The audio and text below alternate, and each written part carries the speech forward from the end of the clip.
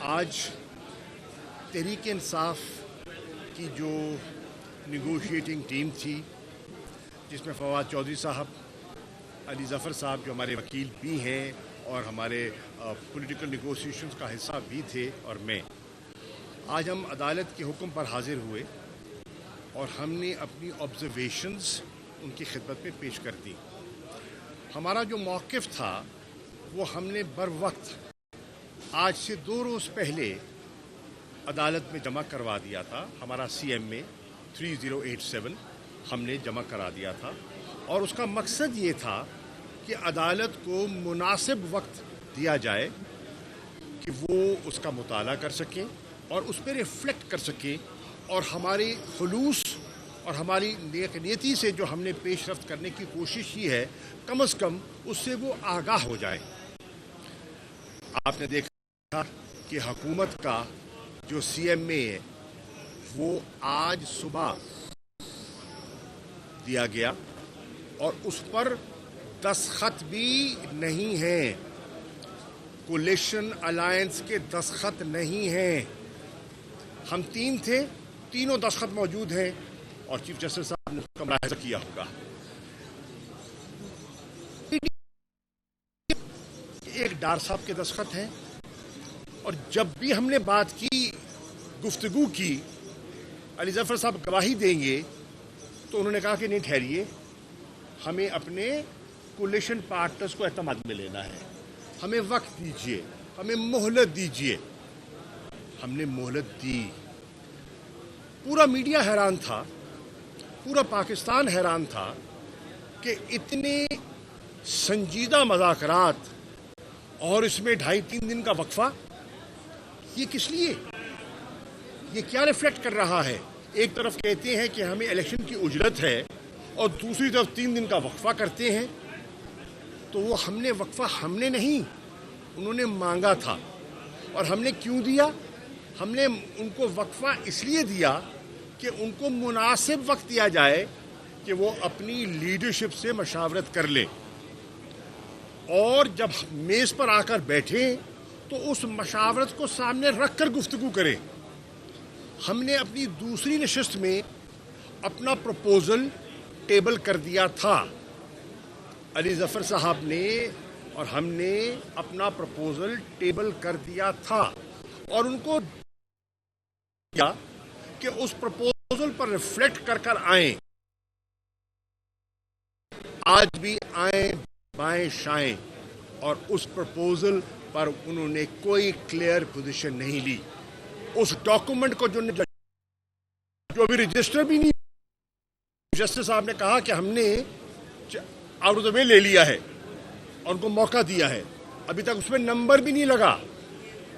ہم نے علی ظفر صاحب کیونکہ قانون دان ہیں، انہوں نے جب میں نے دستخط کیا، انہوں نے مجھے کہا اس کو پبلک مت کرنا جب تک نمبر نہ لگے۔ یہ آپ نے، کیونکہ مجھے نہیں پتا چیزوں کا، آپ نے کہا اس کو پبلک مت کیجیے گا، ڈاکومنٹ کو جب نمبر لگ جائے پھر کیجیے گا۔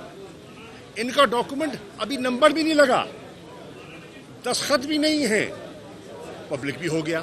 نکلا کیا؟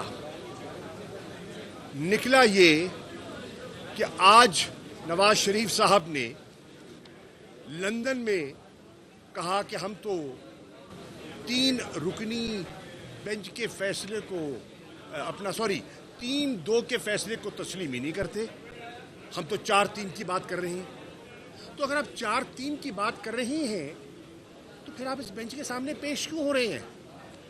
اگر آپ 4-3 کی بات کر رہے ہیں پھر آپ نے ان سے مہلت کیوں مانگی؟ اگر آپ 4-3 کی بات کر رہے ہیں تو پھر آپ نے ان کے سامنے اپنا CMA کیوں فائل کیا؟ یہ ہے تضاد۔ دوسرا رخ لیجئے، الیکشن کمیشن، جیسے کہ چیف جسٹس صاحب نے کہا، ہم نے 2 سوال کیے، انہوں نے 2 مشکلات کا ذکر کیا۔ ایک، ہمیں وسائل درکار ہیں، 21 ارب مانگے، اور سیکیورٹی۔ نہ انہوں نے وسائل دینے تھے نہ دیے، اور پارلیمنٹ کو بطور ڈھال استعمال کیا۔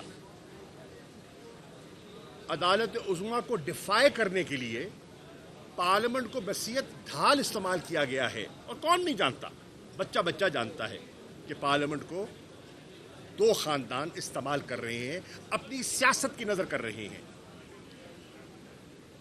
بقول شاہد خاقان عباسی 20 ارب روپیہ آٹے پہ اس کا غبن کا وہ ذکر کر رہے ہیں۔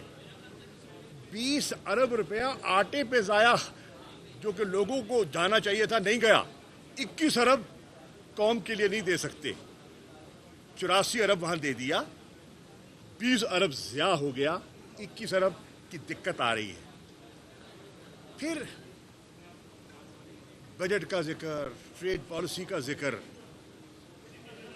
تحریک انصاف اس نتیجے پہ پہنچی ہے یہ ہیلے بہانے ہیں، یہ سپریم کورٹ کے فیصلے کو جو آئینی فیصلہ ہے اس سے نظر چرانے کے ہیلے بہانے ہیں۔ ہم نے ہر ممکن کوشش کی۔ پھر آپ کی ڈیمانڈز کیا تھیں؟ 3۔ ایک، ہم چاہتے ہیں کہ پورے ملک میں بیک وقت ایک ہی دن الیکشن ہو جائے۔ آپ کی دوسری ڈیمانڈ کیا تھی؟ کہ کیئر ٹیکر سیٹ اپ کے اندر الیکشن ہو جائے تاکہ انتشار نہ ہو۔ تیسری، الیکشن کے بعد سب جماعتیں نتائج قبول کریں۔ ہم نے تینوں ڈیمانڈز اپنے اس میں پرو دی، ہم نے اس میں پرو دی، اور یہ ڈاکومنٹ اب سپریم کورٹ کی امانت ہے، اور ہم نے پولیٹیکل پروسیس کے ذریعے پولیٹیکل کنسنسس پیدا کرنے کی کوشش کی، اور ہم نے لیگل جو رکاوٹیں آڑے آ رہی تھی ہم نے اس میں بھی سجیسٹ کیا کہ ہم لیگل ہرڈل کو جو آرٹیکل 224 کی قدغن ہے اس پر عبور پایا جا سکتا ہے، تو کیسے پایا جا سکتا ہے؟ ہم نے وہ بھی تجویز اس میں پرو دی کہ ہم جانے کو تیار ہیں، ہم ووٹ دینے کو تیار ہیں، ہم ون ٹائم کانسٹیٹیوشنل امینڈمنٹ کے لیے تیار ہیں، امینڈمنٹ کے لیے ہم تیار، ون ڈے کے لیے ہم تیار، کیئر ٹیکر کے لیے ہم تیار، نتائج کو تسلیم کرنے کے لیے ہم تیار۔ آپ نے کیا کیا؟ آپ تو اسی بات پر اڑے ہوئے ہیں، اسی بات پر اڑے ہوئے ہیں کہ یہ سندھ اور بلوچستان کی اسمبلیوں کا ہمیں احساس ہے، ہونا چاہیے، ہمارے بھائی ہیں، بلوچستان بہت اہم ہے، سندھ بہت اہم ہے، اور میرا تو سندھ کے ساتھ 800 سال پرانا رشتہ ہے۔ لیکن کیا پنجاب اور خیبر پختونخوا کی اسمبلیاں جو ہیں ان کی کوئی قیمت نہیں ہے؟ کیا وہ منتخب لوگ نہیں تھے؟ کیا ان کے جذبات نہیں تھے؟ کیا انہیں نمائندگی درکار نہیں ہے؟ یہ ہم نے کیوں کیا؟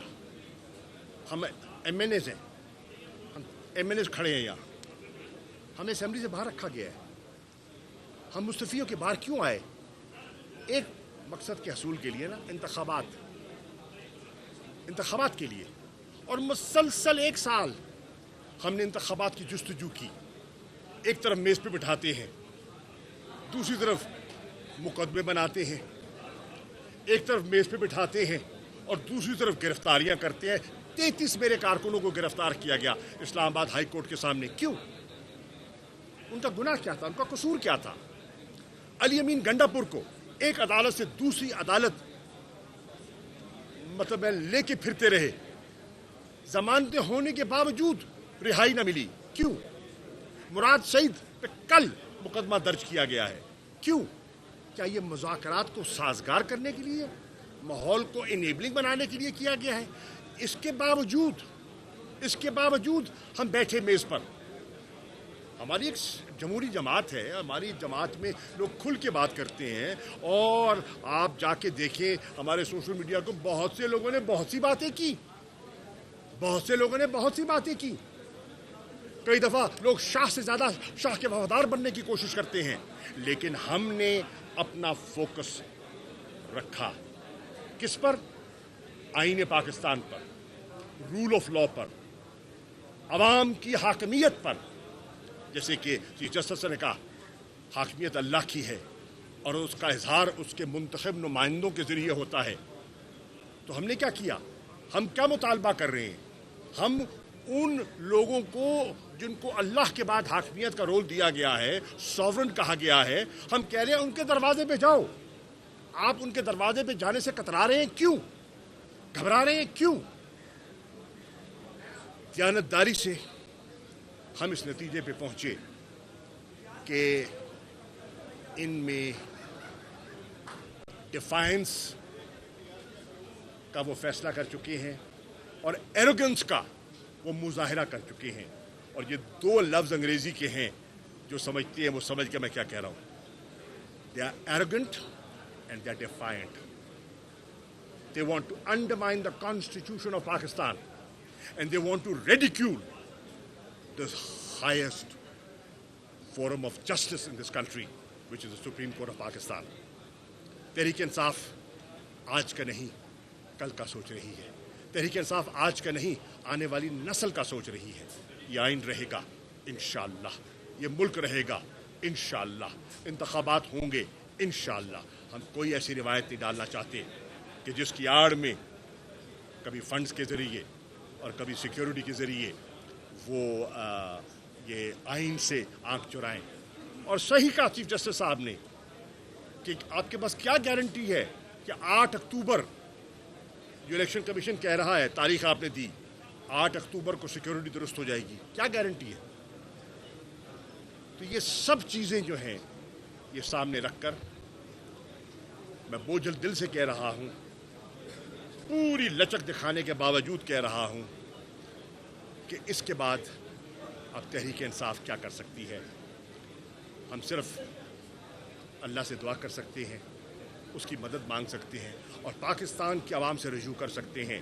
اور میری گزارش ہے پاکستانیوں سے جو جن کے دل میں درد ہے اس ملک کا, جو آئین کے محافظ بننا چاہتے ہیں, جو رول آف لا کے علمبردار ہیں, کہ کل بروز ہفتہ شام 5:30 بجے ہر گاؤں میں, ہر قصبے میں, ہر قریہ, ہر شہر میں, ہر یونین کونسل میں آپ آئین کے دفاع کے لیے آواز بلند کریں. آپ سپریم کورٹ کی انڈیپینڈنس کے لیے, اس کی عظمت کے لیے آواز بلند کریں اور اب رول آف لا کے لیے کھڑے ہو جائیں. مانتا ہوں ان کے پاس بندوقیں ہیں, مانتا ہوں ان کے پاس ٹیئر گیس ہے, مانتا ہوں ان کے پاس پولیس ہے, مانتا ہوں جبر کے زندان بھی ہیں ان کے پاس, مانتا ہوں, لیکن مت بھولے تاریخ اس بات کی گواہ ہے. قافلہ یزید کا مضبوط تھا, جیت حسین کی ہوئی, اور تاریخ رقم ہو رہی ہے. پاکستان کی سیاسی اور کانسٹیٹیوشنل تاریخ کا ایک نیا باب رقم ہو رہا ہے. اور الحمدللہ Pakistan Tehreek Insaf wants to be on the right side of history. Thank you.